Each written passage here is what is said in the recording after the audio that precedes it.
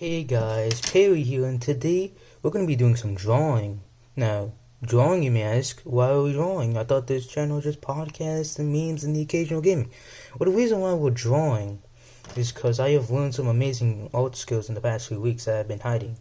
And no, this isn't a joke video. It wasn't like last time where it was like just those slides and just that thing of me.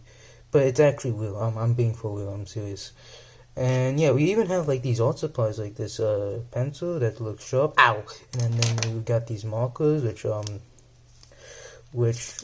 if I can open the marker, it's blue, and damn it, it's blue, and it smells so good.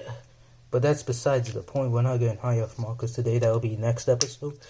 We also have this eraser, yeah, and I can now erase that. Damn it. So yeah, now let's just get out the sketchbook and let's do some What? Don't turn the page? Exclamation mark times 3? What? I never drew this. I never done this. Oh man, I think that this is my sister. My sister is going to my room one day illegally, and she just drew all of this. Anyways, let's actually get into the whoa. Oh my god, sauce.